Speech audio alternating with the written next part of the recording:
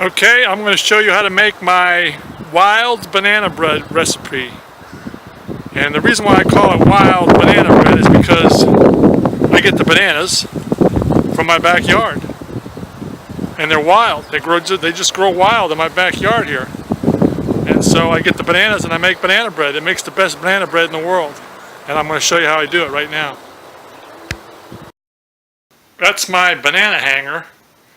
I made that, just out of some 4x4s and bucket of cement. But that's how, when I cut the big stalks of bananas, I hang them on this to get ripe. Okay, and there's our ingredients. Just 8 simple ingredients.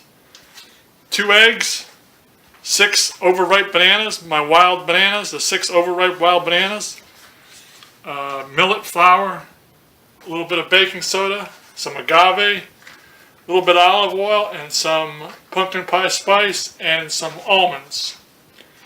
And we're going to mix them all together, and I'm going to show you how it's done right now. We're going to chop the almonds first, and we're going to put the almonds in there. But that's how we chop them. We just put them in a little grinder like that you get at Walmart for like $10. Preheat your oven to 350.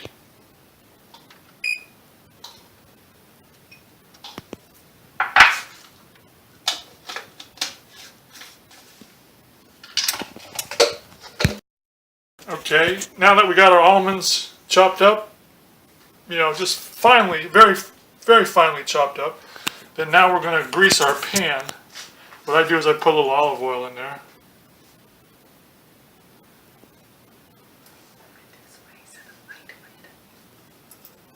Put a little olive oil in there and then just spread it around, all sides. Make sure you get on the sides good too. Okay, next we're going to beat the eggs. 2 eggs. These are brown, fertile eggs. So we'll beat those good.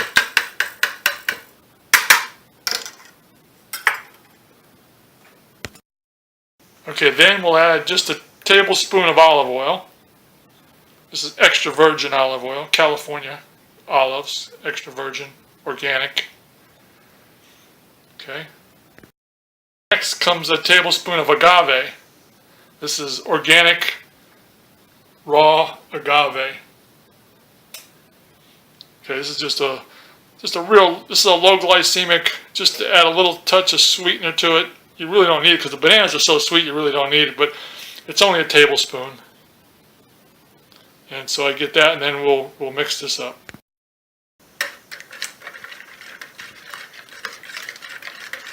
Mix that up good.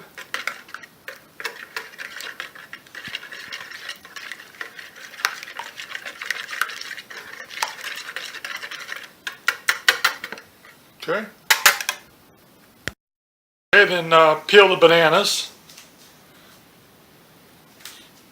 Make sure the riper the bananas, the better, because the sweeter they are, the riper they are. But the skin should be like, you can see how they're almost turning dark black almost, so they're like half black, half yellow. But you want the bananas as ripe as possible because it'll make the banana bread a stronger tasting banana flavor, the riper the bananas, and the sweeter also. So now we'll mash the bananas up. Okay, what I did is I don't mix the bananas separately. Like a lot of the banana recipes, you'll see them on YouTube. They mix everything separately, but I make it real simple and easy. Less dishes to wash. I just break these up with my hand, and then I'll get a fork.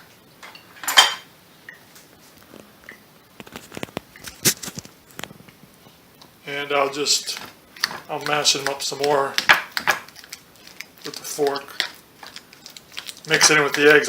That's the egg, olive oil, and agave in there, and I just mash them up good, with the fork, and mix everything up together. I actually like a little bit of chunkiness, like a little tiny bits of chunks of banana, because when you bite into the banana bread, there's a little bit of chunks in there.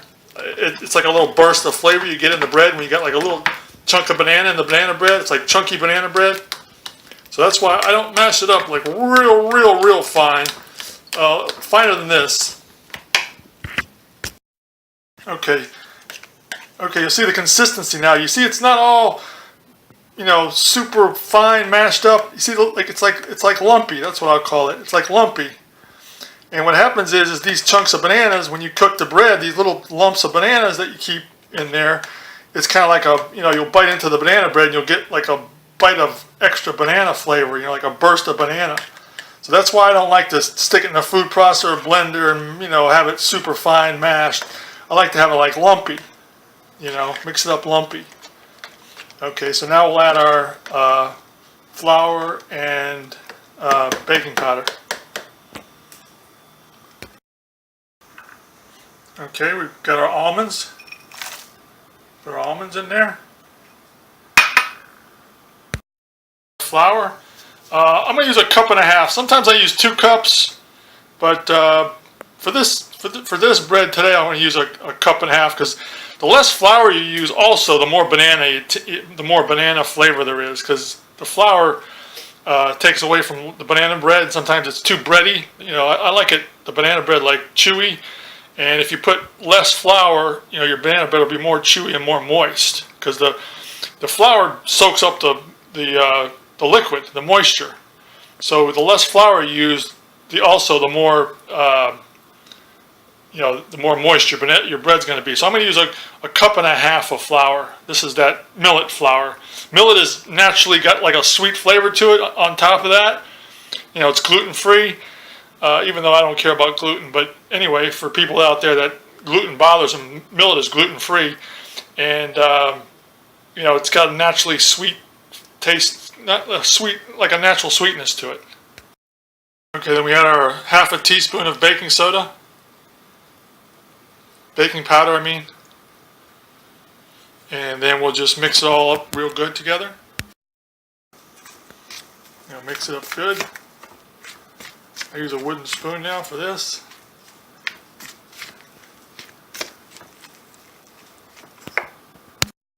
Okay, now it's all mixed up. You see the consistency. Got the lumpiness in there. See the lumpiness? And we're just going to pour it in our greased, you know, we've got the olive oil coated cooking glass pan. Okay, then here's where the cinnamon comes in. You know, I'll coat the top with cinnamon. Sprinkle cinnamon along the top. Okay, and that's what it looks like right before I put it into the oven.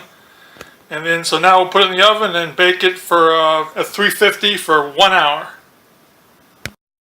There it is. Finished product. Cut a little piece of the end here. Look at that. Nice and moist. Look at that.